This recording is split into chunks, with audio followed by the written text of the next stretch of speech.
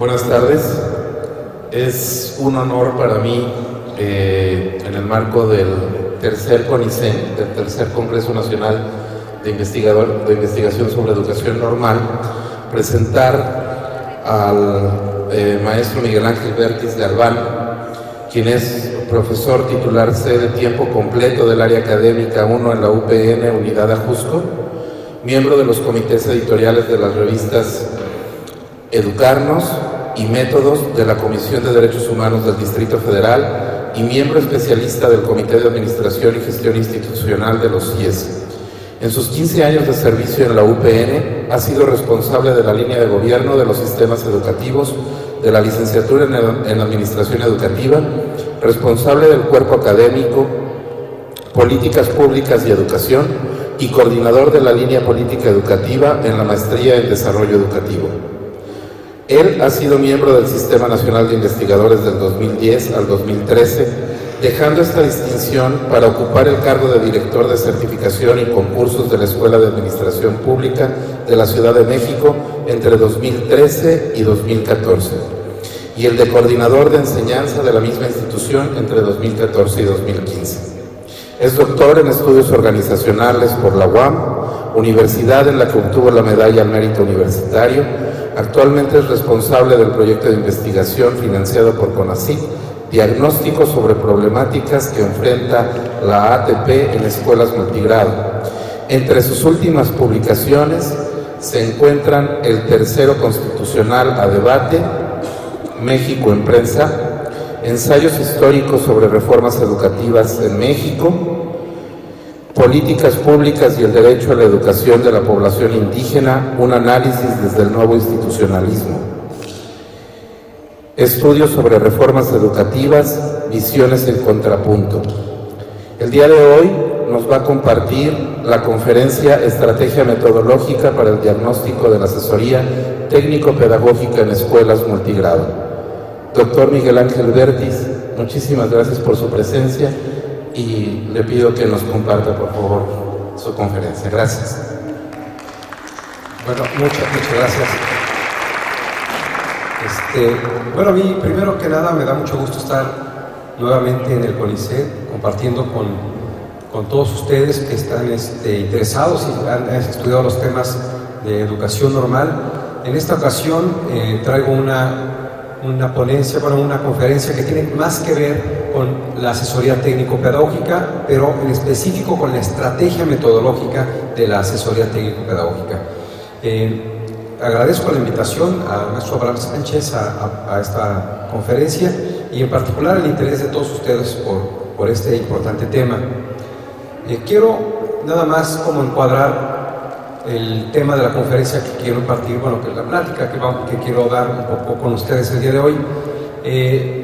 El tema tiene que ver con la estrategia metodológica, porque lo que quiero presentar es cómo se hace una investigación o cómo se plantean los pasos para realizar una investigación, que en este caso es una investigación básica a partir de un diagnóstico, desde una perspectiva híbrida, es decir, que utilice tanto instrumentos de tipo cualitativo como instrumentos de tipo cuantitativo, pasando por la discusión entre ellos, ejemplificada a través de los resultados y la estrategia que se lleva a cabo en esta investigación que se titula Diagnóstico sobre la problemática de la asesoría técnico-pedagógica para mejorar las escuelas multigrado.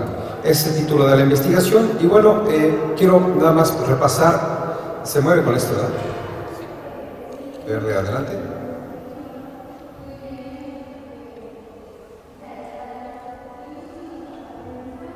Ahí está. Este es el contenido. Primero quiero abordar la estrategia de indagación específica. Quiero platicarles un poco cuál es la estrategia que seguimos para realizar el diagnóstico que realizamos para las problemáticas de la asesoría técnico-pedagógico en las escuelas multigrado.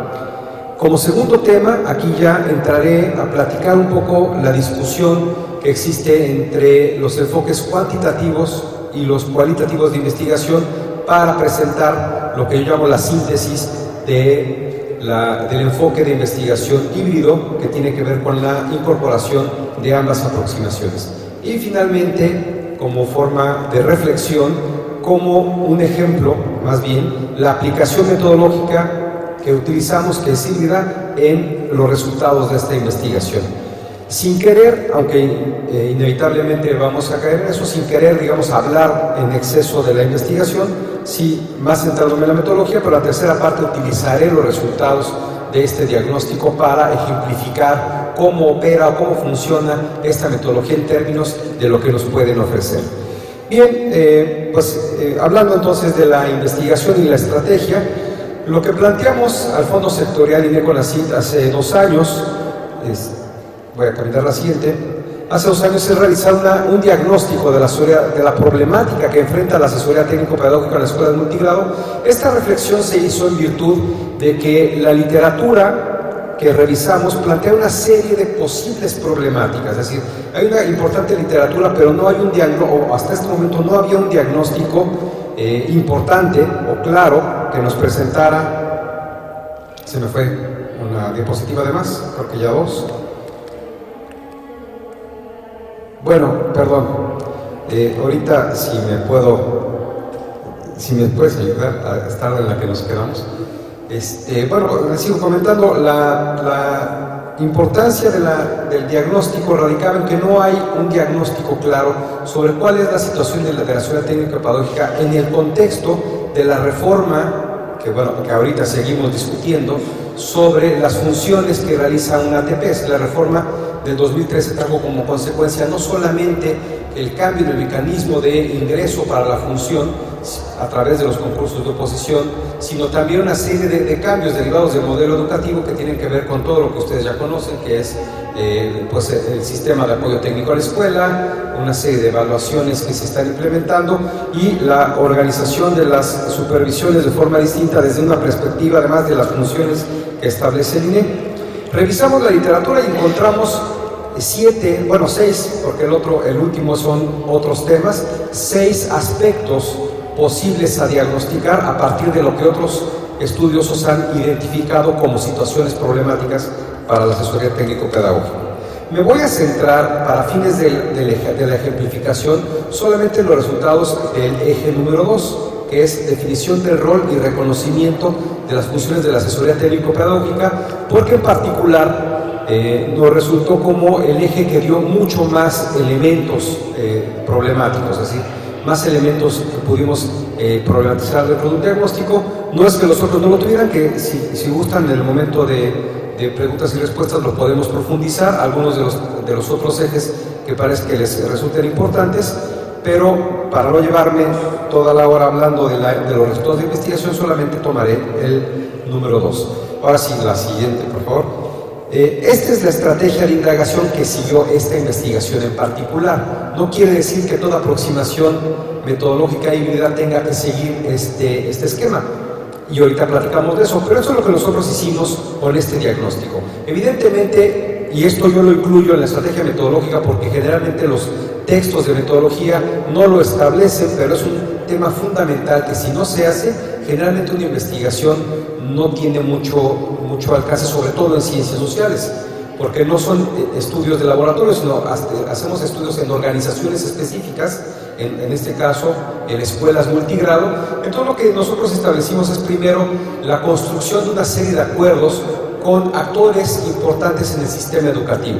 Entonces principalmente fuimos a presentar a diferentes gobiernos estatales y concretamos con 4 de manera importante, bueno, con los que pudimos hacer toda la estrategia, de manera parcial con otros 2, pero con toda la estrategia que está aquí planteada la logramos establecer con los estados de Hidalgo, Morelos, Estado de México, el Estado de México fue parcial, fue Hidalgo, Morelos, Puebla y Tlaxcala. Esos 4 estados hicimos la estrategia desde el principio. Entonces primero nos acercamos con los institutos o secretarías de educación de cada estado, presentamos la investigación.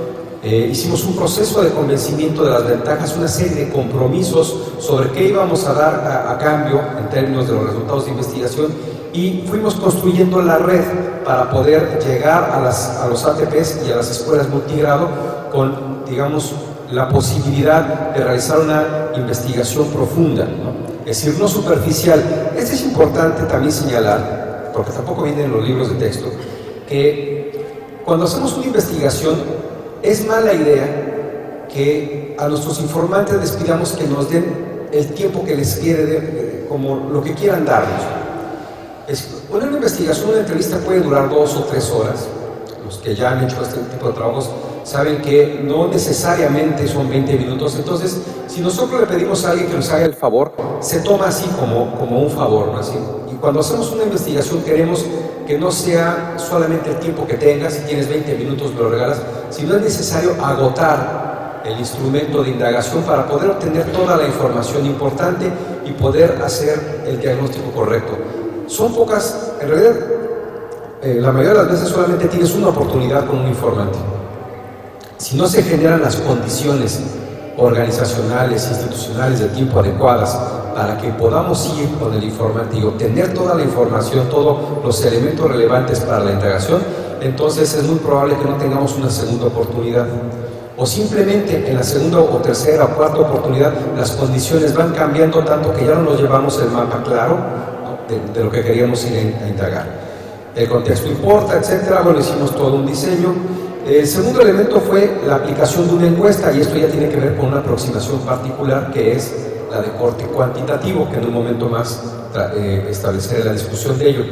La encuesta se aplicó por internet a través de una aplicación libre por los formularios Google, y diseñamos una encuesta, la enviamos por correo electrónico, la liga la enviamos por correo electrónico al universo de ATPs de cada uno de los estados. Los ATPs la contestaron y entonces fuimos obteniendo la información, y a partir de ahí hicimos el primer análisis de lo que sería el diagnóstico. Hecho esto, la siguiente etapa fue la aplicación de entrevistas. Diseñamos una guía de entrevistas que incluía cada uno de los 7 ejes que enumeré, por eso las entrevistas eran largas, eran alrededor de 2 horas cada entrevista. Hicimos un total de 60 entrevistas en los 4 estados, con igual número de asesores técnicos pedagógicos. La selección de las entrevistas fue un poco con acuerdo con las autoridades estatales, pero también solicitando que fueran representativos de aquellas zonas donde más escuelas multigrado se concentran.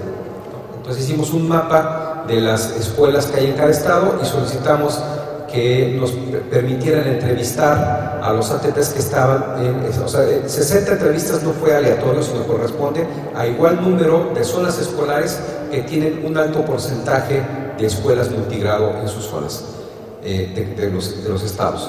Después de ello, finalmente hicimos una serie de estudios de caso. En total levantamos 13 estudios de caso, que ahorita también voy a explicar la diferencia o la importancia de establecer estudios de caso. Los estudios de caso ya finalmente consistieron en una visita a una escuela multigrado en un día donde el ATP tuviera que ir a realizar una actividad. Entonces nosotros acompañamos al ATP desde el punto donde sale. Algunos salen de la supervisión, pero otros salen de otros puntos, a veces de su casa, a veces de otros lados. Nos encontramos con ellos y de donde salen hasta la escuela multigrado lo acompañamos, documentamos con una videograbación, obviamente autorizada por los actores que están ahí. Documentamos la práctica que llevaba a cabo. A veces eran visitas de observación, a veces eran visitas para aplicar instrumentos, de estos instrumentos que están aplicando del CISAT, a veces eran visitas para recopilar información, eran de diferentes tipos. Nosotros documentábamos lo que hace el ETP, incluimos una entrevista a profundidad con el docente comisionado director, que a veces era el mismo porque eran escuelas unitarias, a veces eran bidocentes o tridocentes, y documentábamos a partir de un instrumento de observación los diferentes áreas y elementos que incluía la escuela. En eso consistió el estudio de caso. Levantamos un total de 13 estudios de caso, y ahorita, después de la discusión, voy a explicar cómo, y vamos a ver a través de la ejemplificación, cómo cada uno de estos elementos, encuesta, entrevista y estudio de caso, nos da elementos diferentes para poder constituir un diagnóstico mucho más claro, siempre perfectible, pero mucho más claro, de las problemáticas de la asesoría técnico-pedagógico en las escuelas multigrado. Ahora, antes de entrar a la discusión sobre las diferentes modalidades metodológicas, quisiera nada más plantear cuál fue el enfoque de la investigación, porque hay 2 enfoques para la escuela multigrado. El asistencial, es decir, que la escuela multigrado es una solución parcial, momentánea, transitoria de la educación en aquellas comunidades donde la población es muy lejana, muy pobre, muy escasa en términos de estudiantes. Sin embargo, nosotros hicimos este diagnóstico pensando, y esto es importante por lo que vamos a discutir después, pensando en que nuestro diagnóstico no es pensar en una escuela de tipo asistencial, sino en una escuela multigrado de tipo alternativa, es decir, una escuela que sí debe estar pensando en un modelo curricular, una metodología didáctica específica para las condiciones en las que se encuentra, ¿sí? Procurar que la educación fuese adecuada y de calidad, aunque no fuese de organización completa, ¿no? Es decir, son dos visiones diferentes: la asistencial, de no te puedo dar más que 3 profesores, pero es transicional, y la alternativa, en la que te voy a poner una escuela cuyas características es que tiene 3 profesores, pero que te va a brindar la educación con equidad que tienen las otras escuelas, es decir, en las mismas condiciones. Esa es la visión alternativa a la que creemos que debemos avanzar. Ahorita les explico por qué hago esta aclaración.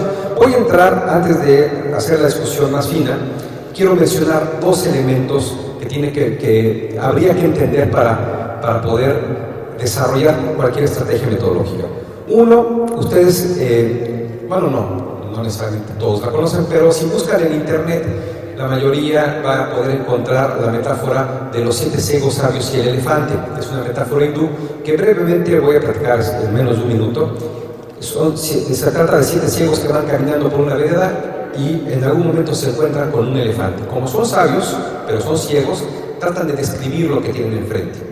Uno le toca la pierna y dice: el elefante es como un tronco. Otro le toca la trompa y dice: no es verdad, estás equivocado, el elefante es como una serpiente. Otro le toca el colmillo y dice: no, ninguno de los dos está en lo correcto, en realidad el elefante es como una lanza.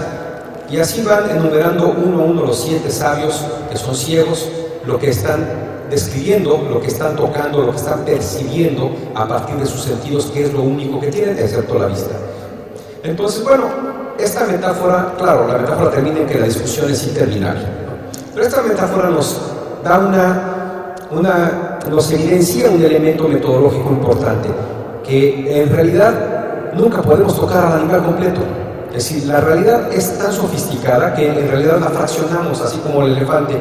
Podemos tocar la pierna, pero solo la pierna, y después la trompa, pero solo la trompa. No podemos tocar la pierna, el colmillo, la trompa, la lengua, la oreja, la espalda al mismo tiempo. Aunque todo existe simultáneamente, es decir, el elefante no se fracciona por momentos para existir solo como trompa, o solo como pata, o solo como colmillo. Es todo a la vez, así es la realidad. Esta metáfora nos refleja eso. O sea, nosotros dividimos la realidad por disciplinas, de tal manera que si nosotros queremos observar el fenómeno educativo en las escuelas, desde la ciencia política vamos a ir a observar las relaciones de poder, ¿no? Las estructuras que se establecen a partir de ello, pero eso no quiere decir que simultáneamente en esa realidad donde describimos esas estructuras de poder que sí existen, también estén existiendo fenómenos psicológicos que tienen que ver con la personalidad de las personas, con la forma en que se relacionan, con las características emocionales y las condiciones que estas características emocionales construyen una realidad diferente en cada caso. También existe. Y también existen los intercambios económicos entre las personas, pero entonces decimos: no, es que mi investigación no es sobre economía, ni sobre psicología, es más, ni sobre política, es sobre educación, yo voy a ver la didáctica, ¿no? Bueno, en realidad todo pasa al mismo tiempo, no hay una realidad, no existe la realidad política en un momento y solamente política sin que todo lo demás deje de existir. Es como el elefante, está presente todo, pero lo podemos observar de forma parcial. Somos como los ciegos porque nuestras capacidades intelectuales no nos permiten comprender o tratar de hacer un estudio, holístico, por decirlo de alguna manera, que nos permita tocar a toda la realidad al mismo tiempo, sino la vamos tocando por partes. Esa es una primera lección. Por lo tanto, todas las teorías tienen algo que decir. Todas las teorías vienen de alguna evidencia, y entonces lo que nosotros tenemos que hacer es declarar nuestra teoría y declarar nuestro enfoque, porque esa va a ser la diferencia, esa va a ser la parte del animal que estamos tocando. Por eso lo declaré al principio. Nosotros no vamos a ir a tocar a la escuela multigrado como escuela asistencial. vamos a ir a ver o observar el diagnóstico como escuela alternativa, como una escuela que existe, donde hay actores que están haciendo un esfuerzo para dar una educación lo mejor posible, no una educación de mientras llega otro profesor que tal vez nunca llegue. De hecho, lo que está pasando es que más bien llegan menos, ¿no? Luego en vez de 3 son 2, luego 1, y luego ya la hacen CONAFE. Y luego quién sabe qué pasa, porque hasta las CONAFES están quedando sin niños, ¿no? Bueno, la realidad es que hay que declarar por dónde. Cuando hacemos una investigación hay que hacer una declaración de yo voy a ir a observar al elefante, le voy a observar la pata o la trompa. O sea, ¿qué le voy a ir a observar al elefante? Hay que declararlo. Si no lo declaramos, entonces estamos ya cometiendo el primer error metodológico, ¿no? Decimos, voy a observar al elefante en toda su totalidad. Pues no, porque me vas a venir a describir solamente la oreja. Y al hacer eso, pues yo te voy a preguntar sobre la cola y nos vamos a estar en un debate interminable.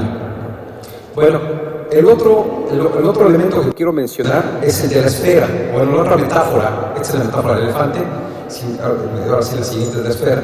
La metáfora de la esfera es que de todas maneras, aunque solamente observemos la pata, el colmillo del elefante, lo vamos a entender de manera distorsionada. Es decir, la realidad no solamente es cambiante en cada momento. Por eso no es buena idea aplicar una entrevista por tiempos, porque en el segundo día o tercero que voy a aplicar la entrevista, la realidad del entrevistado ya cambió y a lo mejor hasta la opinión cambió y ya no me va a decir lo que me estaba diciendo al principio, ¿no? No solamente porque la realidad es cambiante, sino porque nuestra capacidad de entenderla va a estar distorsionada por nuestra propia experiencia. Es decir, nosotros tenemos ciertos referentes sobre lo que la realidad es o debe de ser, no necesariamente es, pero que creemos que debe de ser, y sobre esos referentes tomamos la realidad y entonces tenemos como una fotocopia de lo que observamos, como si sacamos una fotografía de lo que estamos viendo, pero esa fotografía vamos a tener que entender que está un poquito distorsionada. Nunca nos vamos a llevar una imagen totalmente clara. Eso se puede demostrar. Hay ejercicios que se han hecho en investigación donde va un investigador, aplica un instrumento de observación, va otro investigador, aplica un instrumento de observación exactamente igual, pero llegan a conclusiones distintas. A lo mejor, en términos generales, como está en la esfera, en términos generales podríamos decir, bueno, sí, ahí estamos viendo que hay un edificio atrás y tiene ventanas y es de 4 pisos. Eso vemos la esfera, pero si nos ponemos a debatir lo particular, ya seguramente estamos debatiendo en falso. Eso hay que entenderlo. Lo general, lo más obvio es lo que vemos y eso seguro sí refleja la realidad. Pero si nos podemos saber si el ángulo de inclinación es de 30 grados o de 90, bueno, como suponemos que es de 90, pero en la esfera lo vemos como de unos 35 grados, algo así, vamos a darnos cuenta que ese debate no va a acabar nunca porque hay una distorsión. Hay una distorsión sobre qué tipo de esfera estamos viendo. Una esfera más grande según nos dará un ángulo distinto de inclinación de ese edificio. Y la verdad es que nadie podría decir ni presentar la evidencia de que tiene 90 grados, porque todos llegamos con alguna distorsión. Dicho esto, ahora sí quiero entrar a la discusión sobre los enfoques metodológicos. Y aquí yo voy a aprovechar un poco de lo que ya está dicho en un libro. Esto lo saqué, bueno, es un esquema que yo hice, pero que lo hice a partir de un planteamiento que hace Robert Greene en el libro que se llama La metodología a partir de estudios de caso, la investigación a partir de estudios de caso. Este libro que elabora Robert Greene hace un primer capítulo muy interesante sobre la discusión justamente sobre el tipo de investigación cuantitativa y cualitativa que él le llama de procesos o de contenidos, y creo que es un nombre correcto. Y bueno, básicamente su hipótesis es esa, su planteamiento básico. Una realidad puede observarse como un conjunto de condiciones, y esto me parece que es algo lo más universal posible, porque si hay algo que no podemos llegar que existe es el tiempo. Hay cosas que pasan, que preceden a los hechos resultantes, y algunas de esas cosas que pasan van a afectar al hecho resultante. Por eso dice, hay inputs y hay outputs, ¿no? Es decir, hay un hecho resultante que es posterior a algo que le precedió. Y eso es una verdad que podríamos decir universal porque es un hecho que existe el tiempo. Pero en medio hay cosas, ¿no? Entonces depende de qué queramos saber. Si nosotros queremos saber qué causó el hecho, estamos frente a lo que Robert Greene llama una investigación de contenidos. Y entonces la forma más adecuada de realizar esa investigación es hacer una investigación de tipo cuantitativa. ¿Qué causó el hecho? Entonces buscamos antecedentes, frecuencias estadísticas y consecuencias asociadas a esas frecuencias estadísticas. Ahora, si lo que nosotros queremos investigar es cómo cambió, cómo sucedió, no qué lo causó, sino cuál es el mecanismo por el cual el evento A genera el evento B. Esos son los procesos. Entonces dice Robert Greene, ahí tú tienes que hacer una investigación de tipo cualitativa, no cuantitativa, porque nunca vas a poder saber a partir de información estadística o de información cuantitativa, nunca vas a poder saber cómo cambiaron las cosas, sino vas a saber qué precedió al hecho. Pero cómo se construyó el hecho en sí es una investigación de procesos. Esa es una investigación de tipo cualitativa. Me parece que Robert Greene y otros autores que se le suman, también hay otro que también se llama Robert, pero se apellida Steig, que también hace un tratamiento semejante, y otros estudiosos de la metodología plantean que efectivamente no existe una metodología superior a otra, sino que depende del objeto y el problema de investigación que tengamos que resolver. Y que por lo tanto, cuando el problema es suficientemente complejo o suficientemente ambiguo, cualquiera de las dos cosas, entonces podríamos aplicar ambas metodologías. Y aquí yo hago la propuesta de la siguiente lámina, la propuesta de la investigación híbrida es la aplicación de ambos enfoques. Si nuestros hechos tienen que ver con investigación de procesos, pues entonces deberíamos hacer, diría Robert Greene, una investigación de tipo cualitativa. Pero si los hechos que vamos a observar es, como dice Robert Greene, de contenidos, es decir, vamos a ver hechos que preceden y hechos resultantes, entonces tendría que ser de tipo cuantitativa. Y tiene que ver con la forma con el tipo de preguntas que hacemos. Una investigación de tipo, aquí como está en el esquema, de tipo cualitativa, es inductiva. Entonces ahí nos hacemos preguntas sobre cómo sucede, cómo pasó. Pero obviamente, si nosotros queremos saber por qué sucede, es decir, qué lo causó, tendríamos que irnos hacia el modelo cuantitativo, que es una deducción. Deducimos que se obtuvo ese resultado porque pasaron estos hechos precedentes. Y lo mismo en una inducción, más bien no tenemos la inducción es una interpretación de cómo reconstruimos los hechos para entender cómo sucedieron los cambios, no tanto por qué sucedieron. Pero en el caso del diagnóstico que nosotros realizamos, un diagnóstico sobre las problemáticas, queríamos saber ambas cosas.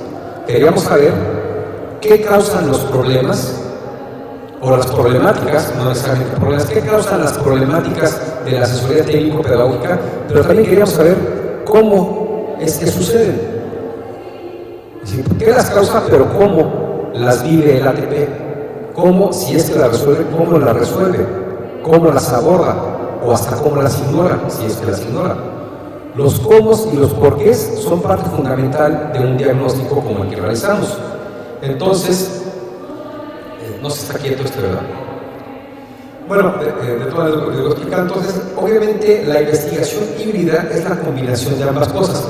Bueno, lo de la flecha nada más les quiero aclarar, no es algo que nosotros aplicamos, pero sí está asociado a este tipo de investigación. Obviamente también tiene que ver el tipo de investigación con el tipo de conclusión que queremos obtener, porque, y bueno, también se va a ver cuando les explique los estudios de caso, entre más elijamos una investigación de tipo inductiva, entonces más específica será nuestra investigación. Ganamos en especificidad, es decir, en detalles. Una investigación cualitativa es mucho más rica en los detalles de cómo está sucediendo el fenómeno que observamos en ese lugar. Pero por el contrario, si hacemos una deducción, perdemos en especificidad porque lo que queremos ver son patrones. ¿Qué tipo de hechos preceden a ciertos resultados? Entonces no podemos decir la especificidad de cada hecho, pero sí podemos hablar de una generalidad, de patrones más comunes. Entonces, este es un trade-off que tenemos que elegir. En la medida que ganamos en especificidad, perdemos en generalidad de la conclusión. Y al revés también. Si queremos ganar en generalidad, tendremos que perder un poco o sacrificar un poco la especificidad. No es que los métodos híbridos se encuentren en medio de estas dos cosas. Más bien nos aporta tanto lo específico en algunas partes como lo general en otras, pero lo que sí es importante es que si nosotros queremos hacer preguntas que tienen que ver tanto, como dice aquí, en por qué suceden las problemáticas, como en preguntas de qué las generan, entonces estamos hablando de un tema de investigación que por su naturaleza no puede resolverse solamente con una investigación de tipo cualitativa o solamente cuantitativa, sino que hay que abordar una metodología híbrida, es decir, una combinación de ambos tipos de instrumentos, como es lo que usamos aquí, para poder dar o obtener un diagnóstico mucho más claro. Y eso lo voy a ejemplificar ahorita en lo que sigue. Solamente, como les decía, con el eje 2, el eje número 2 tiene que ver con el reconocimiento del rol del asesor técnico-pedagógico por los diferentes actores, ¿no? O sea, el reconocimiento que tiene en las organizaciones educativas. Esto fue un diagnóstico importante este tema porque justamente lo que queríamos observar, o que este diagnóstico tenía el propósito, o tiene el propósito, de reflejar las problemáticas, sobre todo esta, del rol e identidad, no sé si identidad, pero sí la función reconocida que tiene el ATP en las escuelas multigrado a partir de la reforma, porque la reforma le establece una serie de funciones, también establece una serie de condiciones para poder ser formalmente un asesor técnico-pedagógico que no tenía antes. Y entonces, en este trayecto, dijimos, pues seguramente están pasando cosas. Es un eje problemático muy importante. Y bueno, aplicamos la encuesta. No están todas las preguntas aquí, nada más elegí 4 que me parecen importantes. Uno es el rango de edad. Aquí vemos que la mayoría o una gran cantidad de ATPs, aquí tengo, creo que la diapositiva no se ve muy bien, pero les quiero comentar con precisión cuál es el porcentaje. El 33% de los ATPs se encuentran en una edad entre 45 y 65 años, que es una proporción importante, pero una proporción semejante, si es igual, que es el 30% está entre los 35 y 45 años. Y solamente un 17% se encuentra entre los 25 y 35 años, y un porcentaje menor al 2% es más joven, es decir, tiene menos de 10 años de antigüedad. Perdón, tiene menos de 25 años de edad. Ahora, ¿pero qué está pasando? En otra pregunta que tiene que ver con antigüedad en el sistema educativo. Esto se distribuye un poco mejor. Es decir, si bien tenemos asesores técnicos pedagógicos que tienen una antigüedad muy grande, cerca del 11% de ellos es el 13%, pero tiene una antigüedad de entre 25 y 30 años, y el 22% tiene más de 31 años de antigüedad en el sistema educativo, no necesariamente en la función. Y son muy pocos los ATPs que tienen una antigüedad entre 6 y 10 años. Es el 11%, está en la parte roja de la gráfica que ustedes están viendo en la parte superior derecha. Me dice, antigüedad del servicio educativo, solamente el 11% de los ATPs tienen entre 6 y 10 años de antigüedad. Este dato es importante, porque ya cuando vemos quiénes son esos ATPs,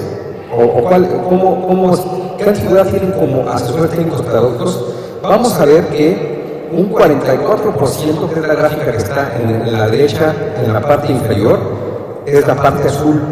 El 44%, un poquito más de eso, tiene menos de 5 años en la función. Claro, esto es producto de la reforma educativa, porque muchos había más antigüedad, pero se regresaron a las aulas cuando les dijeron tienes que hacer un examen de oposición para ingresar a la función, aunque ahorita les voy a dar el otro dato.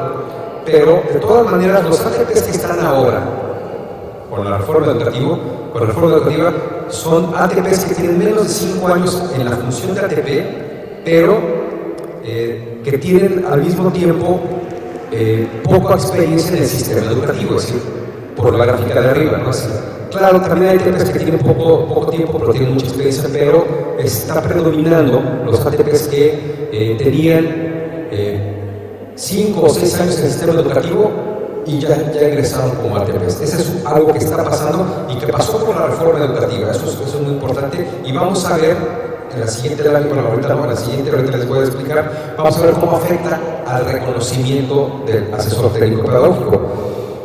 Y bueno, nada más datos adicionales que quiero presentar. Hablo de la institución de formación, también es importante porque también tiene que ver con el reconocimiento del ATP, que después voy a comentar.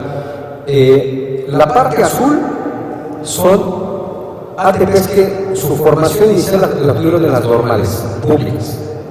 Y la parte naranja, que es una parte muy parecida, son los ATPs, esa es de la gráfica que está en la parte izquierda abajo, la parte inferior izquierda.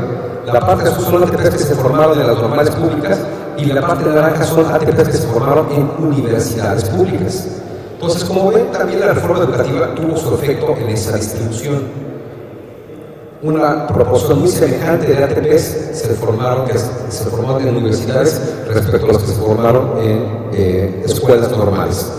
Lo cual, si hubiéramos hecho esta encuesta 1 o 2 años antes de la reforma, hubiese sido totalmente distinta. O sea, esa parte naranja sería un porcentaje muy pequeño, ¿no? Y ahora es un porcentaje muy representativo. ¿Nos ayudas con la siguiente, por favor? Gracias. Así es que está, que nos aloque la... Entonces tenemos, ¿qué es lo que pasa con el reconocimiento de los ATPs? Igual las gráficas no sé por qué se copiaron un poquito mal, pero la primera gráfica, la que tienen en la parte superior izquierda, dice: ¿cuál de las siguientes afirmaciones considera que refleja la percepción de los docentes sobre su trabajo? Esto lo contestan los ATPs. La primera línea dice: me reconocen como un experto pedagógico. Y vemos que pues tiene un porcentaje alto. La segunda línea dice: me identifican como una extensión de la autoridad. Y no es un eje despreciable, aunque tampoco es como la primera, pero fíjense, eso es lo que los ATPs perciben, no lo que ellos dicen. Después vamos a ver lo que ellos dicen. Pero lo que el ATP percibe es que los docentes lo ven cuando él llega como si llegara, pues no sé cómo decirlo, como si llegara a la oreja de los supervisores, una extensión de la autoridad. Esa era la pregunta y esa es la intención de la pregunta. O sea, como si llegara, es la autoridad representada por el ATP. Así lo miran. No es que sea cómodo. Muchos ATPs dirán: pues no nos gusta cómo nos miran, pero así nos están viendo. También había ATPs que dicen: no, a mí sí me ven como un especialista, un experto en pedagogía, alguien que los puede apoyar. Y la tercera pregunta es como un asistente administrativo. No, es diferente ser una extensión de la autoridad a ser un enlace administrativo. Y vemos que los ATPs se ven o perciben que los miran los docentes más como una extensión administrativa que inclusive como un experto pedagógico. La siguiente gráfica es la misma pregunta, pero preguntando al ATP cómo te mira el director. La primera es cómo te miran tus docentes o los docentes, y la otra es cómo te miran los directores de las escuelas. Obviamente en las escuelas multigrado los directores son otro docente, pero los resultados son distintos. Es lo que queríamos comprobar, ¿no? Y son distintos a cómo ellos perciben que lo mira el docente o los docentes. Y vamos a ver, son las mismas preguntas. Ahí vamos a ver que predomina, aunque efectivamente los porcentajes son muy parecidos. Digo, cabe señalar que en esta pregunta podrían responder más de una opción, ¿no? Es decir, podrían estar diciendo las 3 cosas o más, pero predomina aquellos que dicen: pues los directores me ven más como un enlace administrativo. Aunque también las otras 2 primeras que mencioné están siendo importantes, ¿no? O sea, coexiste la percepción de que me miran como un apoyo administrativo, pero también me miran como un experto pedagógico. Y también me miran como una extensión de la autoridad. Las otras 2 gráficas igual son la misma pregunta, las de abajo, nada más que la que está a la izquierda es la percepción de las autoridades, es decir, de la supervisión hacia arriba. ¿Cómo miran al ATP las autoridades educativas? Y ahí vamos a ver que ellos perciben, el 44% de los ATPs perciben que las autoridades lo miran como un apoyo administrativo. Es la parte naranja. La parte azul es como un experto pedagógico y la parte roja es como una extensión de la autoridad. Evidentemente, las autoridades no ven a la ATP como una extensión de la autoridad. Hasta me extraña que el 12% haya existido, pero bueno, es parte de la pregunta. Pero tiene su interpretación, que ahorita la comentamos. Y bueno, la otra gráfica, la que está en la parte inferior derecha, es la misma pregunta, pero hacia los padres de familia. ¿Cómo ven los padres de familia el ATP? Y aquí, pues, es un dato muy importante, porque más de la mitad, que es la parte roja de la gráfica, más de la mitad de los padres de familia ven al ATP como una extensión de la autoridad. Es decir, cuando llega el ATP a la escuela, los padres dicen, ya llegó una autoridad. O sea, no ven un asesor, ¿no? Ven, pues sí, una autoridad educativa. Pero bueno, a lo mejor los padres de familia no tendrían por qué saber qué hace un ATP. Pero aquí estamos, la pregunta es cómo se percibe el ATP. Si me ayudas con la siguiente, bueno, un poco los resultados, esta es la otra parte, perdón, antes de pasar a esta, la dejamos pero antes de pasar a la explicación de aquí. Un poco los resultados nos ejemplifican lo que nos aporta el enfoque cuantitativo en la metodología híbrida. ¿Qué nos está aportando? Todos estos datos, que es una selección solamente de lo que tuvimos, pero esta encuesta nos permite identificar ya ciertas percepciones que tiene el ATP. Es decir, el ATP tiene, a pesar de que lo que dice la función, ¿no? Y la función dice muchas cosas, porque cuando el SAT señala cosas que posiblemente ni siquiera le daría tiempo a un ATP de hacer, y además dice que debería de haber 4 ATPs, que no hay generalmente en una supervisión. Pero lo que nos señala la parte estadística es, uno, ¿cuáles son las condiciones reales de los ATPs? Es decir, los ATPs, ¿de dónde vienen? ¿Cuál es su formación? Y eso nos explica también ciertas ideas construidas. ¿Cuál es su rango de edad? Que también nos explica el efecto de la política educativa. Es decir, la causa fue la reforma educativa, el efecto fue, hay más ATPs egresados de universidades que antes, y también hay más ATPs más jóvenes que antes, ¿no? Es decir, esto es un efecto nada más, lo que podemos establecer como relaciones causales. Ahora, también como relaciones causales, dada estas circunstancias, pues cómo ven los profesores al ATP. Como vemos, el ATP siente que muchos actores, los profesores, los directores, los padres de familia, no lo ven como un experto pedagógico, aunque eso es lo que dice la función que debería de ser a partir de la reforma educativa. La reforma educativa sí plantea que el ATP fuese más un experto de apoyo pedagógico que una persona que fuese a hacer apoyo administrativo, gestionar recursos, etc. Pero así lo ve. El ATP siente que lo siguen mirando así, y eso también es un efecto de que los docentes miran un ATP que no es normalista, o un conjunto de ATPs que probablemente no son normalistas, y también que son más jóvenes que ellos. Es decir, por eso la respuesta no es lo que les decía, no era casual que hubiese salido así. ¿Por qué el ATP siente que el director, a diferencia del docente, lo ve más como una autoridad y como un apoyo administrativo? Pues porque efectivamente el director generalmente es alguien que tiene más experiencia, es el docente generalmente, que no siempre es el caso en la escuela de un tirado, pero generalmente tiene más experiencia que los docentes, y por lo tanto, y es el caso a partir de la reforma, a veces tiene más experiencia o más antigüedad del sistema educativo que el mismo ATP. Y entonces no lo mira como un experto, sino como alguien que va a hacer una función, ya sea que va a llevar una instrucción de la autoridad, o ya sea que va a hacer algún apoyo administrativo para la escuela. Y pocas veces lo reconocen como un experto pedagógico. Vamos a ver ahora cómo se complementa. Nos da una visión rica, sí, nos da una visión rica, pero solamente, como dice Jean, en términos de causalidades, ¿no? Es decir, todo lo que estoy diciendo explica ciertos hechos que preceden la reforma, después qué pasó después de la reforma, y los resultados sobre los perfiles de los ATPs y cómo ese rol se fue transformando a partir de estos acontecimientos. Pasó el tiempo y puedo describir en el tiempo la causalidad, un hecho que le sigue al otro. Para eso me sirvió la estrategia cuantitativa. Pero yo también quería, bueno, nosotros en la investigación, desde la Universidad Pedagógica, también queríamos saber, pues, qué causa estos problemas. No más queremos saber qué causa, sino cómo suceden estos problemas, no solamente qué los causan. Y entonces, una primera aproximación nos dio las entrevistas. Entonces, sobre este rol, en las entrevistas obtuvimos algunos resultados que pues voy a simplificar en dos afirmaciones para no hacer una recolección de declaraciones que sería una presentación un poquito pesada, pero en los hechos, la supervisión no cuenta con el personal suficiente para todas las actividades que deben desahogar, por lo que se establecen formas de organización con más o menos consenso. Es decir, eso es algo que obtuvimos. ¿Por qué los ATP son vistos como apoyo administrativo y como extensión de la autoridad? Pues porque los hechos en la supervisión hacen su propia organización. A veces los ATP están de acuerdo, a veces no están tan de acuerdo, o sea, con más o menos consenso, pero en general las entrevistas nos permitieron entender cómo sucede esto que vimos en las encuestas. ¿Cómo sucede que el ATP es visto así? Pues sucede porque efectivamente lo hace.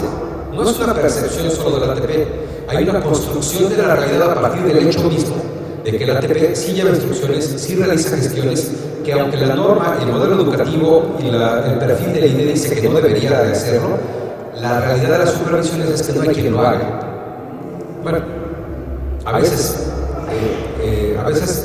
aquí no me quiero meter en Honduras, pero a veces el supervisor trabaja más o menos, pero aún en aquellas supervisiones donde el supervisor hace un trabajo verdaderamente intenso, aún así los ATPs tienen que hacer una serie de tareas, porque hay supervisiones que tienen un ATP, que es de la reforma, o dos. Muy pocas tienen los 4 que dice el SAT, muy pocas. Segunda afirmación que obtuvimos a partir del análisis de las entrevistas: se infieren 2 patrones de explicación con base en la edad, la institución de formación y la antigüedad como ATP, que eso es lo que habíamos visto en la estadística, ¿no? Entonces, en la entrevista dijimos, a ver, pero ¿cómo sucede? No solamente por qué la reforma cambia el perfil de ingreso de los ATPs, pero ¿cómo es que sucede? Y aquí vamos a ver que para los más jóvenes, la formación universitaria, muchas de las actividades que realizan las consideran fuera de sus funciones, mientras que los normalistas y docentes de mayor edad reconocen el conjunto de tareas de la supervisión como propias. Por eso hablamos de más o menos consenso. Y encontramos, vamos a ver que, si hiciéramos un análisis más caso por caso, que después a lo mejor valdría la pena hacer otra investigación, pues veríamos posiblemente que los ATPs que vienen de la normal no solamente tienen un perfil distinto, sino que tienen una forma de ver la función, no solamente la función docente, la del director, la del supervisor y la del ATP, también distinta. Es decir, en las entrevistas vimos que aquellos que tenían una formación de licenciatura, de universidades, efectivamente esperaban que al ser ATP no iban a hacer ninguna función que tuviera que ver con hacer una gestión de un programa, por ejemplo, con llevar información a la escuela o recoger información para realizar la estadística que les pide la institución a las supervisiones, que le piden las secretarías a las supervisiones. No esperaban eso y les parece fuera de lugar. En cambio, los ATPs de las normales, egresados de las normales, y sobre todo los que tenían un poquito de más experiencia, pues les parecía que eso es lo que tienen que hacer. Fíjense la diferencia. No solamente les parece que está bien, porque a lo mejor, como dije en la primera ocasión, puede haber consenso de que, bueno, no habiendo otro personal que lo haga, pues lo hago, pero no me toca, ¿no? Ese es un poco el primer grupo de ATPs. Pero el segundo grupo decía, no solamente me toca, sino que está bien que lo haga, es más, quiero hacerlo. Había ATPs que una de sus quejas en la entrevista era que a ellos ya no los mandaban a los cursos para la reforma educativa o para escuelas de calidad, solamente mandaban a llamar a los supervisores. Dice, pues antes nos mandaban a llamar a nosotros también para que entendiéramos y pudiéramos apoyar a las escuelas. Así, esto que estoy diciendo son frases que tomo de los ATPs, no se me ocurrió a mí. Ellos nos dicen eso, nos mandaban los cursos de los programas de la política educativa, de los programas, para poder ir y apoyar a las escuelas. Ahora no nos mandan y eso está mal, porque la información no nos queda clara y tampoco la podemos transmitir de forma igualmente clara a los profesores y ellos nos preguntan. Todo esto que estoy diciendo es porque se me quedó en la mente. Son respuestas de los ATPs, así responden. Claro, hay otros, pero con el otro perfil que responden que pues no les toca, apoyan porque entienden la problemática de la supervisión, entienden que hay un poco personal y no hay quien pueda hacerlo, y son cosas que se deben de hacer para que la escuela funcione. Pero el perfil señala que nosotros tenemos que hacer una función de apoyo pedagógico que tarde o temprano esperemos que las supervisiones tengan personal suficiente y entonces podamos hacer el trabajo que nos corresponde. Ese es otro tipo de afirmaciones que también estoy repitiendo, así como de memoria. Pero como ven, son dos formas de entender la función del ATP muy distinta y que nos dan un contenido que no habíamos podido observar en la pura estadística. Ya no son hechos, sino cómo es que el ATP construye esa percepción. En la encuesta le preguntamos cuál es tu percepción sobre cómo te miran los otros sobre tu función. Y en la entrevista ya podemos explicar cómo construye esa percepción del ATP. ¿Por qué llega a esas conclusiones? Ya es una conclusión mucho más rica si combinamos ambas cosas. Aquí es lo importante de la metodología híbrida. Si yo solamente tomara las entrevistas como mi única fuente de información o solamente las encuestas, no podría hacer esta construcción que estoy haciendo ahora. Esta construcción que complementa ambas funciones. Ya me estoy tardando mucho. Bueno, no, de todas maneras, ya veo. Porque sí me parece importante dejar un tiempo para la conversación, ¿no? En términos de los resultados y las ideas que puedan aportar. La siguiente lámina presento de los 13, solamente voy a platicarles un solo estudio de caso. Levantamos el estudio de caso, entre otros, en la escuela, la escuela se llama Lázaro Cárdenas, está en la comunidad de Ignacio Zaragoza, del municipio de Jacuba, Hidalgo. Aquí ya lo que hicimos, ya os platiqué, fuimos a una visita a la escuela donde iba el ATP, observamos el ATP, entrevistamos a los actores que estaban ahí, como suele suceder cuando va alguien externo, pues también nos acompañó el supervisor, lo cual nos dio también la oportunidad de platicar con él sobre cómo suceden las cosas en la escuela. Y entonces, aquí en esta construcción de caso tuvimos la oportunidad de platicar con padres de familia, con los docentes de la escuela, que solamente eran dos. Es mi docente, con el ATP y con el supervisor que nos fue acompañando. Entonces hicimos una reconstrucción del caso bastante interesante. Aquí el tema era, pues, cómo apoya la función del ATP y nos dimos, como les decía, aquí ya nos vamos a hablar de lo específico. No necesariamente esto sucede en otras escuelas de multigrado, pero sucede en esta. Y nos da una riqueza de especificidad tan importante que hasta nos permite llegar a construir de alguna manera ciertas ideas para lecciones o para aprendizajes que permitan hacer teoría o prescripciones para otro tipo de desarrollos o otro tipo de prácticas en otras escuelas de multigrado. Me pareció interesante de presentárselas hoy, de platicárselas hoy, porque es el caso donde el ATP daba un apoyo estrictamente administrativo, como ellos lo llaman. Es decir, no daba apoyo pedagógico por una razón. La docente que estaba comisionada como directora era una docente que tenía una formación de doctorado. Entonces tenía claramente más formación que el ATP y entonces tenía más conocimiento sobre estrategias metodológicas. Y no solamente eso, sino que lo hacía muy bien. Aquí fue importante ver el caso que habláramos con el supervisor y con el ATP, porque el ATP está cierto que no tenía nada que enseñar en términos de pedagogía a la directora de la escuela. Hasta parte de sus afirmaciones, a mí me gusta venir porque aprendo de la directora. Y él sostiene, ahí aplicaba la metodología de proyectos formativos. Decía, la metodología de proyectos formativos yo no la conocía y nos vino a enseñar. Si estas afirmaciones que hace el ATP, que son cosas que igual me quedan grabadas, pero efectivamente son cosas que dijo, muestra cómo el ATP, en este caso en particular, con claridad, no corresponde la función, no necesariamente el perfil, no quiere decir que las fueron un total ego de la educación, sino simplemente una docente lo superaba en conocimientos. Siendo eso, el ATP no cumplía la función que decía el INE, el perfil del INE, ni el modelo educativo. No llegaba a apoyar pedagógicamente a la escuela. Al contrario, llegaba a preguntar, pues, ¿cómo le haces para ver cómo ayudó a otras escuelas? Es decir, pero esa escuela no llegaba a preguntar cosas, a sugerir cosas. Su apoyo era diferente, era un apoyo totalmente administrativo. Se concentró mucho en cómo allegarle recursos. Parte del éxito. Muchas gracias.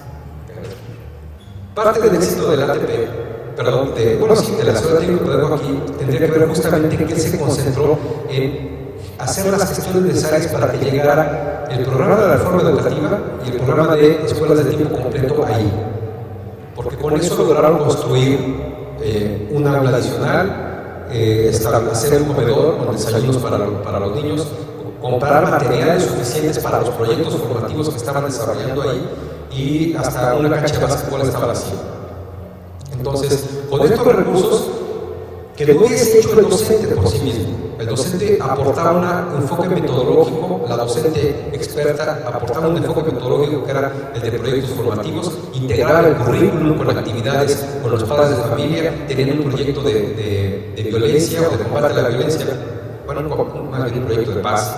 Porque una de las características de la escuela es que era muy violenta.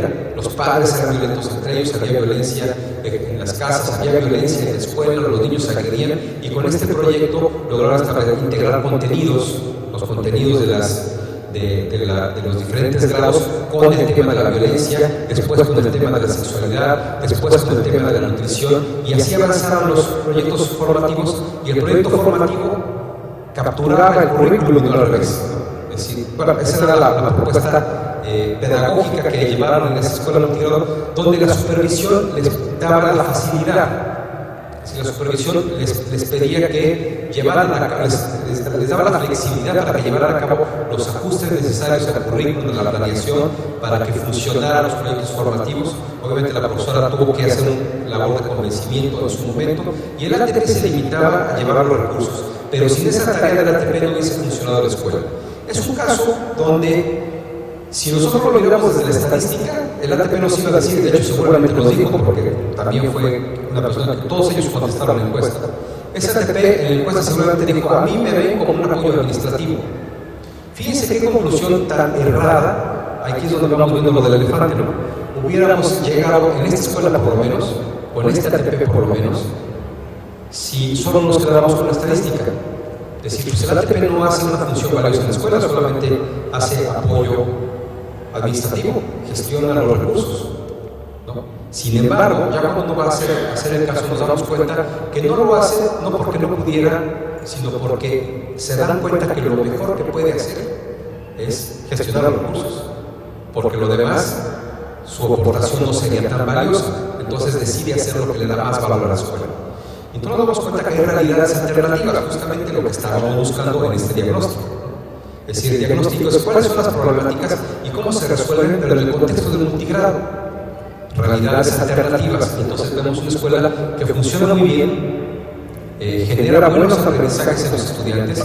Quiero decirles que en esta escuela, a pesar de que es mi docente, de que está en una comunidad rural, alejada, a partir de que aplican este modelo que están trabajando en colaboración la supervisión y la escuela, han logrado que en la evaluación planea que tuvieron, que fue 2018, respecto a la 2015, que estaba muy mal, ahora tienen a más niños en nivel 3, pero no solamente eso, sino que tienen un porcentaje de estudiantes en nivel 2 y 3 por encima de la media nacional. Es decir, no están tan mal. Y no siguen el currículum de la organización completa, por cierto, ¿no? Sino siguen una estrategia que es a partir de proyectos formativos. Es un currículum alternativo, un modelo de gestión alternativo, y entonces esto nos da una visión distinta. Bueno, cierro. Como ven, antes de prestar las reflexiones finales, como ven, el método de la metodología híbrida nos permite tener una visión diferente, utilizando diferentes recursos. Los cuantitativos nos dan una visión de la causalidad, pero si no hubiéramos hecho las entrevistas y si no tuviéramos estudios de caso, no tuviéramos un diagnóstico tan claro como a lo mejor hoy lo podemos tener. Y fue una tarea importante. Es decir, me parece que para ciertos temas, como lo dije al principio, y retomando a Robert G., no todos los temas requieren una metodología híbrida. Depende del problema de investigación, será mejor, si es de contenidos, pues será mejor una investigación cuantitativa, si es de procesos, una investigación cualitativa, pero si el problema, como es el caso, es una investigación que es tanto de procesos como de contenido, pues habrá que hacer un diseño metodológico híbrido. Las reflexiones finales, aquí se las comento. Realizar la reducción de los tipos de reconocimiento que tiene la ATP, que es un poco lo que platicamos en las escuelas multigrado a través de una encuesta. Eso lo obtuvimos. También logramos inferir desde la perspectiva de los ATPs el significado que le dan a las formas en que entienden su función, encontrando un patrón con base en identidades diferentes para su formación por grupo etario. Eso lo obtuvimos con las entrevistas. Y al final, con los estudios de caso, inferimos de la manera más detallada por casos específicos las dinámicas y las formas que han moldeado la función de la ATP a partir del contexto específico de cada escuela. Es decir, una ATP en cada escuela debe ajustar su función, no siempre será una función idéntica. Bueno, pues hasta aquí quiero dejar la exposición.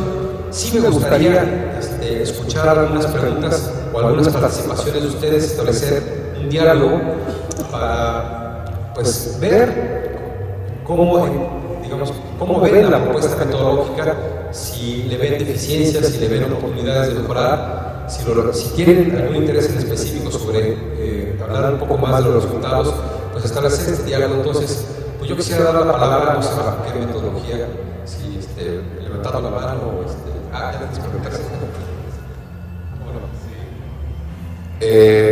Le preguntan, ¿concentración de alumnos rurales en escuelas grandes o atender a los alumnos en sus escuelas multigrado? Y luego le preguntan, ¿con qué tipo de estrategia está usted de acuerdo y por qué? Bueno, esa pregunta me parece que tiene varias matices, porque no hay una respuesta absoluta. Atender a los estudiantes de escuelas rurales de organización completa en centros grandes y hacer que se muevan tiene sus complicaciones. No todos los estudiantes se van a mover todos los días hacia esas escuelas de organización completa. Aún, y aquí hay experiencias que he conocido, aún cuando se les den facilidades para el transporte. Ahora, yo sí estaría a favor de que hubiese más escuelas multigrado, porque yo no. Ese es un debate que nada más voy a plantear, tal vez estoy abriendo una caja de Pandora, pero yo no creo que una escuela de organización completa, por sus características, sea mejor escuela que una escuela multigrado, cuando la escuela multigrado implementa un modelo educativo correcto. Es decir, 3 profesores con 20 niños me parece una fórmula ganadora. Inclusive, un profesor con 15 niños, aunque sean de diferentes grados, me parece una fórmula ganadora. Con una gran cantidad de ventajas respecto al modelo, donde tienes 6 profesores, pero 360 estudiantes. Por ejemplo, nada más por cuentas, me parece que la capacidad de individualizar el aprendizaje es superior. Claro, no lo es si el profesor que tiene 15 alumnos lo obliga a hacer una planeación, en vez de una planeación, 6 planeaciones. Y además cumplir los objetivos de las 6. Y hacer así, igual 6 informes de todo, 6 estadísticas de todo, con 15 niños, eso sí es una locura. Por eso no funciona, porque no hay un modelo correcto. Esa es mi opinión. Sé que probablemente hay una enorme discusión porque, pues claro, está la teoría de la escuela moderna, ¿no? Me queda claro que desde que se inventó la escuela moderna, todos queremos escuelas, con todos los países se quieren escuelas de organización completa, graduadas, por edades, como programas. Nomás les quiero decir que no hace muchos años el 90% de las escuelas del mundo eran multigrado, no tienen ni un siglo y funcionaban muy bien. Tuvimos grandes genios en la humanidad, ¿no? Como Einstein, todos ellos se educaron en la escuela multigrado. La escuela moderna, yo no digo que esté mal, pero funciona muy bien en las condiciones para las cuales está pensada. Pero forzar una escuela con 2 docentes a funcionar como una escuela de organización completa, así con 6 grados, con un currículum así, pues es lo que las hace fracasar. Esa es mi opinión. Sí se vale replicar, si no estoy de acuerdo. El maestro Juan Galvez Hugo de Baja California le hace muchas preguntas aquí. Yo Yo no sé si quieren que se las vaya leyendo de una en una o las leemos todas y... Sí. Dice, cerca del 50% de las escuelas primarias de México son multigrado, como las escuelas normales podrían abonar profesores, directores y ATPs. Las escuelas multigrado desde la asesoría es una ventaja pedagógica. Desde la asesoría, las escuelas multigrado desde la asesoría es una ventaja pedagógica. La que sigue dice, ¿qué han hecho las normales para afrontar el fenómeno de las escuelas multigrado? Y por último, ¿cuál sería el perfil de un ATP que atiende una escuela multigrado? Gracias. Bueno, las dos últimas están muy relacionadas porque el perfil del ATP tiene que ver con la formación que tiene. Claramente, en el diagnóstico yo podría decir cuáles son las condiciones sobre las que trabajaría un ATP en las escuelas multigrado, pero bueno, quiero contestar conjuntamente con, ¿y qué hacen las normales? Porque la respuesta es muy lamentable de que no hay nada que las normales, o muy poco que las normales aporten a la formación para el multigrado, porque justamente estamos montados en México, y no es culpa de las normales, es de la política educativa. En México la política educativa tiene una visión única de la escuela moderna, de 6 grados, con 6 planeaciones, con un currículum nacional, igual para todos. Yo en realidad me hice esa pregunta hace mucho tiempo y lo repaso cada 2 o 3 años. Y el último repaso que hice el año pasado, revisando absolutamente todos los programas de estudio de las normales. Solamente hay una materia optativa en la normal de Veracruz de educación multigrado. ¿Ya no existe? Pero no hace mucho tiempo, ¿no? ¿Sí? Bueno, perdón por gracias por la precisión. Entonces, 2 escuelas normales del país, Zacatecas, no es que no se preocupen, pero no tienen currículum, ¿no? Entonces, no hay una formación, ni las escuelas rurales ni la licenciatura de educación indígena tiene una línea formativa o un eje formativo de metodología multigrado. La respuesta es esa, es la política educativa la que está mirando hacia que todas las escuelas deberían ser así. Pero la pregunta es, ¿en serio todas las escuelas deberían ser así? Si tenemos el 42% de escuelas que son multigrado, que se explican por su matrícula. También eso me queda claro. No podemos forzar al presupuesto a que ponga una escuela de 6 profesores para 12 niños. Y además ese fenómeno va creciendo. Del 42 vamos a pasar al 50 muy pronto. Bueno, el 43 según el INEGI. Tal vez en unos pocos años ya tengamos el 50% de escuelas multigrado porque la población sigue reduciéndose. Hay migración de manera bestial de las comunidades rurales y además la tasa poblacional va creciendo. Entonces hay una tendencia, que yo también lo tengo documentado, hay una tendencia en la cual año con año se convierten más escuelas que antes eran de educación completa a multigrado porque les van quitando 2 veces. Primero 1, luego 2, luego así hasta que llegan a 1. Bueno, es más, llega el momento que les hacen con AFE. Y después, la verdad es que ya ni sé, pero también sé que hasta las CONAFE desaparecen. Digo, ya no sé la forma de ahí sí, ya no le seguí la pista a las CONAFE, pero sí es posible, sí tengo la pista de cuántas escuelas en cada estado se han ido convirtiendo en multigrado. Y la estadística va creciendo, no hay una tendencia de regresar. La tendencia es que vamos a tener más escuelas multigrado en el futuro. Entonces, sí debería de haber una estrategia de formación para profesores, ATPs y otras figuras, no sé si directores, pero sí docentes y sí ATPs, especialistas en metodologías de multigrado, que sí existen. No en PEM 2005 nada más. Es decir, la integración de contenidos es una solución mediática asistencial basada en la idea de continuar con el modelo de 6 grados. Que no está mal, es un recurso, está bien que se use, pero hay otros que son más específicos de la educación con estudiantes de diferentes niveles de aprendizaje y de diferentes edades. Tutoría de pares,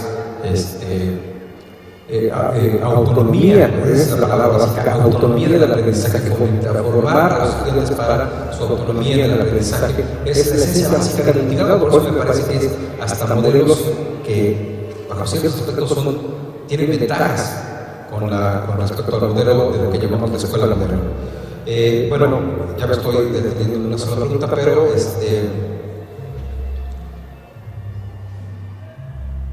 ¿cómo las normales, bueno, ya más o menos contesté, cómo las normales abonan a la formación bueno, creo que es un poco eso, si abonan o no a la formación de profesionales?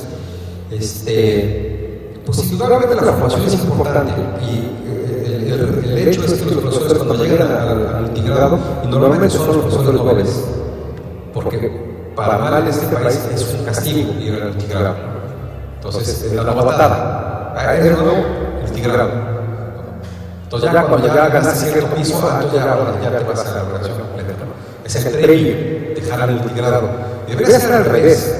Yo hasta lo he dicho, yo creo que ya que el INE está, bueno, no sé si era esa política, pero ya que se están evaluando docentes y que ya podemos saber con todas las dudas, pero ya hay un parámetro que dice el INE cuáles son los profesores que sacan mejor calificación a los mejor evaluados, pues vamos a darles un bono para que vayan por lo menos un año al integrado, que se evite el ciclo escolar y después mandamos a otros. Los mejores docentes deben estar en esas escuelas donde más se necesitan, ¿no? En las escuelas donde los niños tienen las peores condiciones.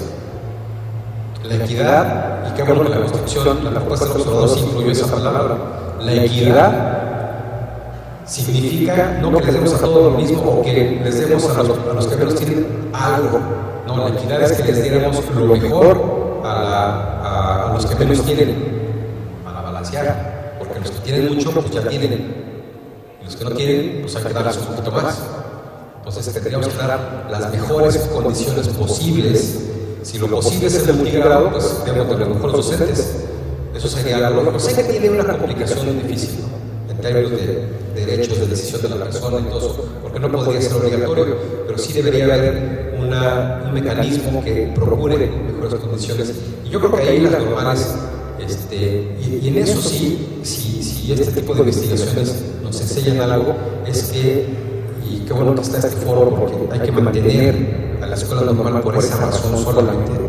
Bueno, hay otras, pero esa es una de las razones importantes. El normalismo va creando una identidad y una sensibilidad al profesional de la educación que no le da la universidad. Entonces, yo creo que los profesores de la normal sí pueden aportar esa concientización de equidad en sus estudiantes para que por lo menos un tiempo acepten como, pues no sé si decirlo como un previo, porque a lo mejor tampoco es el punto, pero sí como una función social que debe hacer todo profesor, el estar trabajando en un integrado y además hacerlo de la mejor manera, hacerlo bien, no estar ahí, porque también me tocó entrevistar a profesores que están deprimidos y después entrevisto a la comunidad y pues no va el profesor a trabajar porque dice, pues si van a estar deprimidos, claro que no va a trabajar y claro que va a dar malas, ¿no? Y la culpa no es del profesor, a lo mejor él se creó expectativas distintas cuando hizo su examen de oposición para entrar al sistema educativo. Lo mandaron a una multigrado, eso pasa con los que no son normalistas. Y no saben que tenían que llegar al multigrado y llegan y entonces se deprimen. Bueno, esa es una función social que sí hace la normal. Pues es que todos nos va a tocar en algún momento hacer esa función, porque educar no es un trabajo en el cual tú tengas que estar cómodo. Siempre lo gratificante está en el resultado, no en las condiciones del trabajo. Pero bueno, yo creo que eso es algo que es muy importante y que sí aporta al normalismo, sí aporta a la escuela normal, sobre todo para este tipo de escuelas que generalmente son las escuelas que, pues hay que decirlo, el 90% de los profesores noveles no quieren llegar.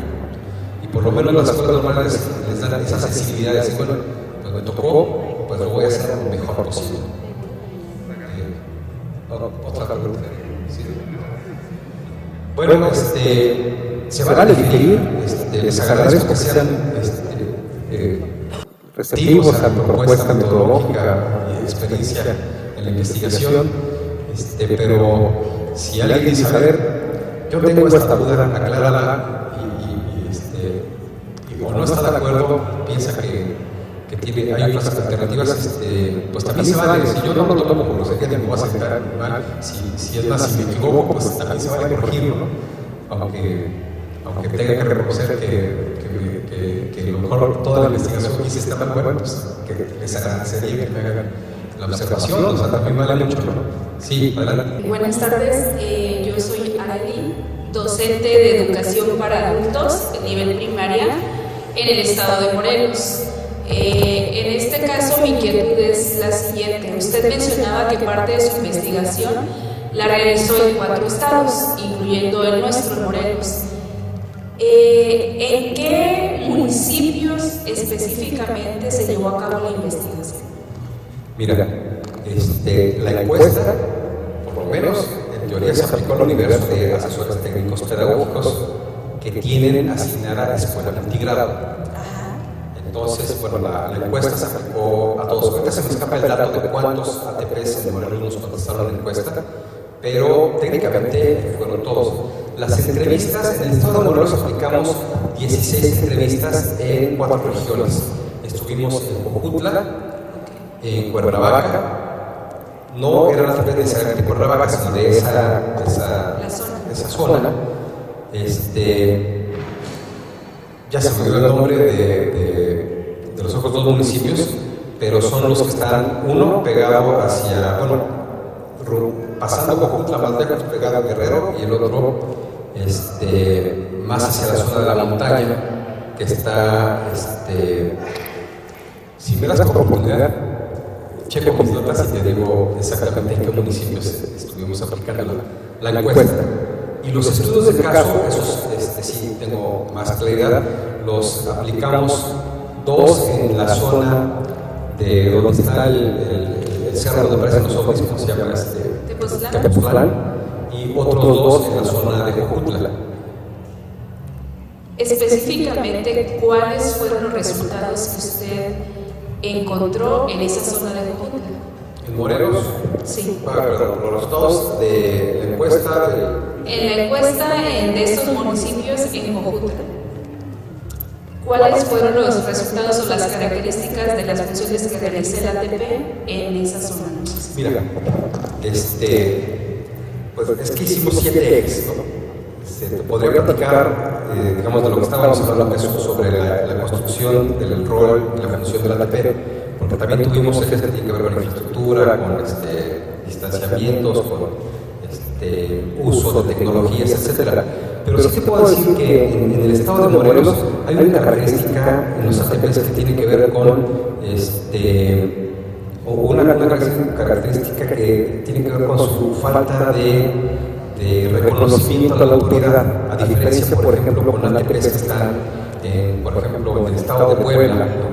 Los ATPs en Morelos son, por decirlo así, mucho más rebeldes. Es decir, no le hacen tanto caso a la autoridad en ese punto, ¿no? Entonces toman sus propias decisiones junto con sus supervisores, ¿no? O sea, la supervisión, sí, con ellos, con la supervisión se comunican muy bien, pero todos los ATPs hacen muy pocas cosas de lo que dice, por ejemplo, el SAT en Morelos. El SAT dice que el ATP tiene que hacer una serie de actividades, ¿no? ¿Sí conoces el SAT? Sí, bueno, hay una serie de actividades que debe hacer, pero en Morelos toman sus propias decisiones y las toman como muy acordadas con sus supervisiones, y entre ellos hasta tienen sus Facebook y sus redes sociales para decir, ahora vamos a hacer esto, ahora vamos a hacer estas otras cosas, y realizan funciones muy interesantes, ¿no? Pero diferentes. En algunas escuelas, por ejemplo, tú me preguntabas por Jojutla. En Jojutla, ahí la función del ATP básicamente es la de aplicar evaluaciones y darle seguimiento. No hacen gran cosa ahí. Pero si te vas, por ejemplo, a la otra zona donde estaban, eso por los estudios de caso, lo puedo decir, donde están los ovnis, me decías que me Tepoztlán, me aprendí nada de los ovnis, en la zona de Tepoztlán los ATPs hacen más visitas, ¿no? Más visitas a las escuelas, son más comprometidos con las escuelas, con sus profesores, pero en general hacen lo mismo, nada más que van y los visitan con mayor frecuencia, tienen más conocimiento, mientras que en la zona de Jojutla los ATPs se resuelven la mayoría de las cosas en estas reuniones del Consejo Técnico, cuando tienen que ir los directores, eventualmente cada vez van a estas reuniones y ahí resuelven algunos aspectos de la información y solamente van de vez en cuando.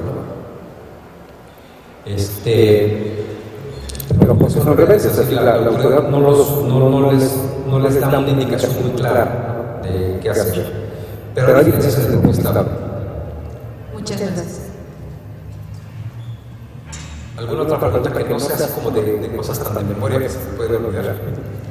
No, sería todo. Simplemente fue porque yo laboro en esa zona y precisamente es, bueno, en esta situación nosotros nos regimos bajo un esquema diferente por ser educación para adultos, ¿no?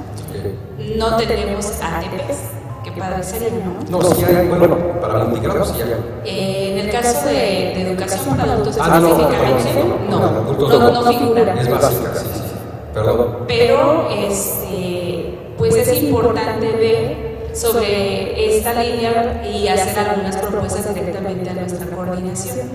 Y sí comulgo con lo que usted dice, que realmente se trabaja en equipo, pero a nivel supervisor. Espero que no haya ninguno aquí, pero si no hay ninguno.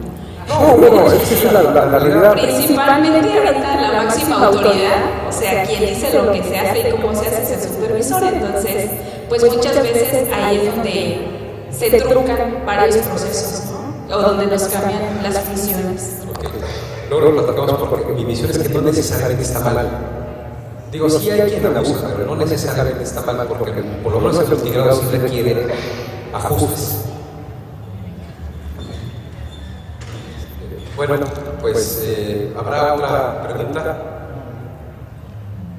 Porque ya me pasaron la nota que ya me pasé de esto.